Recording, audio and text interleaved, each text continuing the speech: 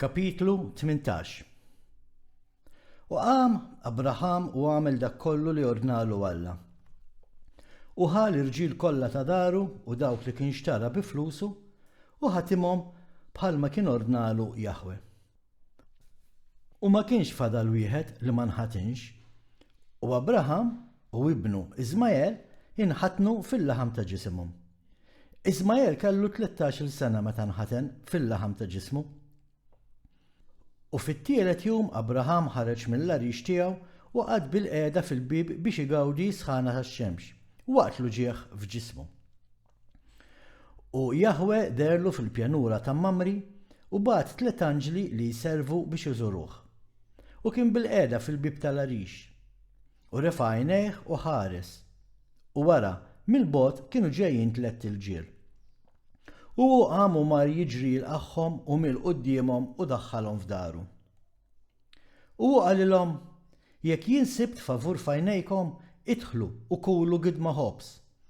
U baqa' jinsisti magħhom u huma daħlu, u tom ilma u huma ħaslu saqajhom. U qiegħdhom taħt is-siġra fil-bib tal-arix. U Abraham ġera u ħaq oġol tari u sabiħ u għaġġel biex joqtlu. U taħli l-qaddej tiegħu Eliezer biex ifittex il-istieħ. U Abraham mar ħdejn Sara fl-arix u qalilha, fittex lesti 3 sijan smid, għaġnu u għamlu ftajjar biex tatti l-borma li fiha l-laħam. U hi hekk għamlet.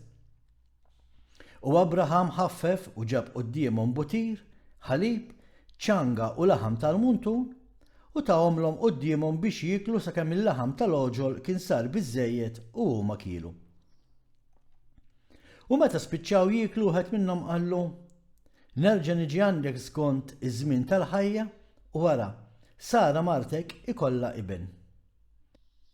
U wara dan l-irġiel telqu u marru fit-triqathom għall-inħawwi li kienu mibgħuta lihom.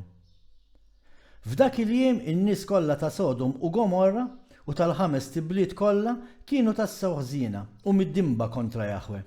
U provokaw lil Jahwe bl-abominazzjonijiet tagħhom u kienu tqawwew fix-xjuħija b'mod abominabbli u mistmer quddiem Jahwe. U f'dak il-jiem il-ħażen u l-atti faħxin tagħhom kienu kbar quddiem Jahwe.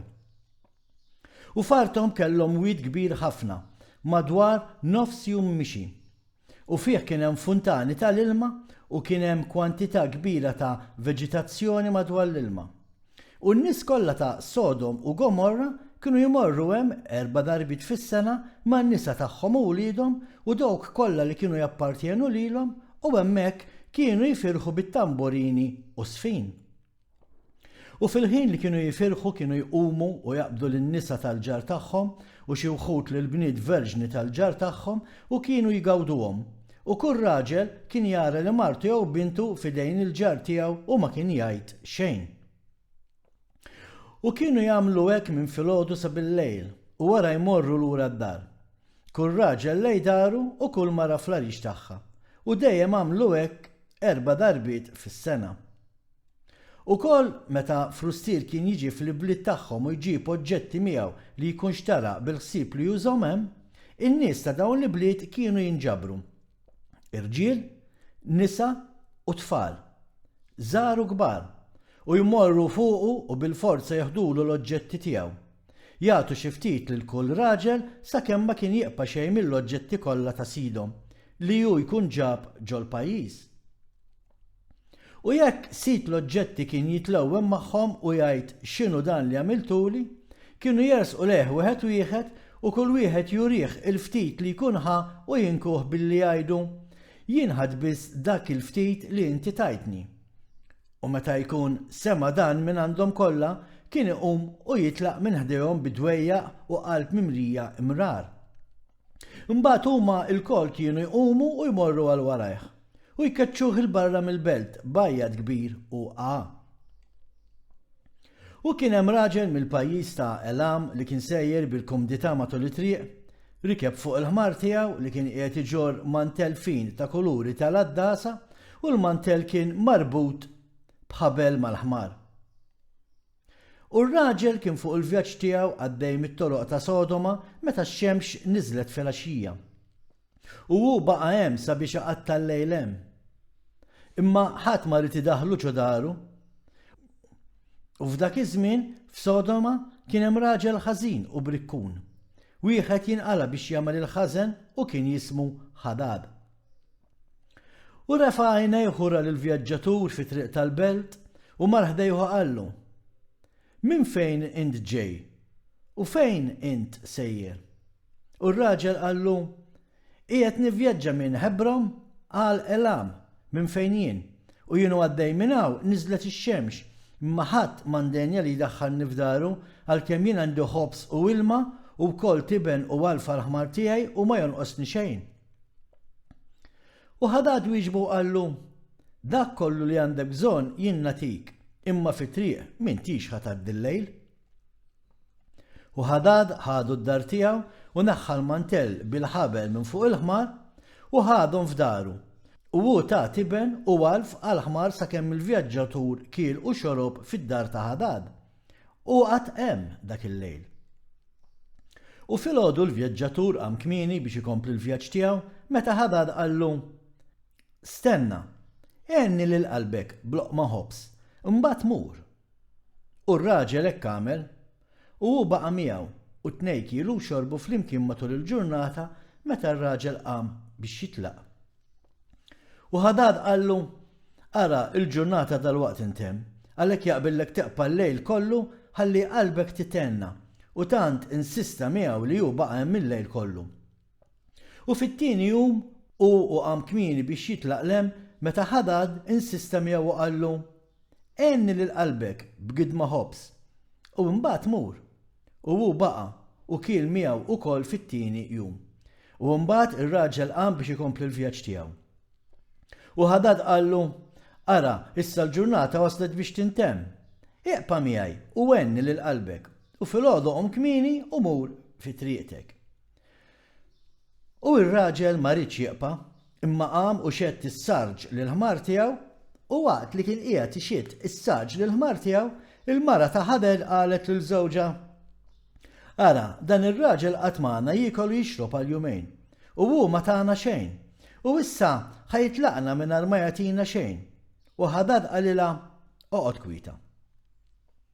U r-raġel xett is-sarġ lill-ħmar tiegħu biex jitlaq u talab lil Ħadad biex jagħtih il-ħabel u l-mantell biex jorbtu fuq il-ħmar. U Ħadad wieġeb lir-raġel billi qallu: X'inti tajt? U hu qallu: Li jien sidi għandek tatini il-ħabel u l-mantell magħmul bil-kuluri tal-addasa li inti ħbejt fid-dar tiegħek biex tieħu ħsiebu. U Ħadad wieġeb lir-raġel u qallu: Din tifsira ta' ħolma tiegħek. Il-ħabel li intrajt ifisser li ħajtek ħadd itwal bħal ħabel. U li rajt il-mantell kulurit b'kull kulur ifisser li nsejr ikollok vinja li fiha sejjer twaħħal siġar ta' kull frott. U l-vjaġġatur wieġeb u qal: Mhux veru sidi, għax jien kont imqajjem meta tajtek il-ħabel u wkoll il-mantell milsuġ b'kuluri differenti li jien tħadd minn fuq il-ħmar u għarrabtu għalija. U Ħadad wieġeb u qal: Tassew li jien għatlek it-tifsira tal-ħolma tiegħek u hi ħolma tajba u din it-tifsira tagħha. Issa wliet il-bnedmin jagħtuni 4 biġġiet tal-fidda li huwa l-ħlas tiegħi tal-li nfisser il-ħolm u jien nitlob minnek 3 biċċiet tal-fidda biss. U r-raġel saħan għall-kliem ta' Ħadad u għajjed bl-aħrax u ħal il-Ħadad quddiem Serak l-imħallef ta' Sodoma. U r-raġel ressaq il-kawża tiegħu quddiem Serak l-imħallef meta Ħadad wieġeb u qal: Mhux veru li hekk, imma l-affari hi hekk. U l-imħallef qal lill-vjaġġatur: Dan ir-raġel Ħadad qiegħed jgħid il-verità għax hu magħruf fil-bliet għat-tifsiriet preċiżi tal-ħolm. U r-raġel għajjet tal-kelma tal-imħallef u qal: Mhux hekk sidi, għax kien matul il-ġurnata li jien tajtu l-ħabel u l-mantell li kien fuq il-ħmar sabiex ipoġġihom ġewwa d-dar tiegħu. U t-tnejn tlewmu quddiem l-imħallef, wieħed jgħid hekk kienet l-affari u l-ieħor jgħid il-kontra. U Ħadad qal lir-raġel: għatini 4 biċċiet tal-fidda li jien inżomm tat-tifsirit tal-ħolm. Minix ħanati l-ebda skont u għatini l-ispejjeż tal-4 ikliet li intikilt f'dari. U r-raġel qal lil-Ħadad, tassew li ħanħallsek ta' dak li jinkilt fid-dar tiegħek, biss għatini l-ħabel u l-mantel li jintħbejt fid-dar tiegħek. U Ħadad wieġeb quddiem l-imħallef u qal lir-raġel, metlekx lilek it-tifsira tal-ħolma tiegħek. Il-ħabel ifisser li l-jiem tiegħek ħajitwalu bħal ħabel u l-mantell ifisser li jien ser ikollok vinja li fiha sejjer twaħħal siġar ta' kull frott. Din hi t-tifsira propja tal-ħolma tiegħek. Issa għatini 4 biċċiet tal-fidda li jiena qed nitlob bħala kumpens għax min se nagħtik l-ebda skont. U r-raġel għajja tal-klim ta' Ħadad u t-tnejn tlowmu quddiem l-imħallef u l-imħallef ta' ordni lill-qaddejja tiegħu li jwarbuhom malajr mid-dar. U huma telqu minn quddiem l-imħallef jitlowmu meta n-nies ta' Sodoma semgħuhom u nġabru madwarhom u ħaduhom kontra l-frustier u keċċewh malajr mill-belt.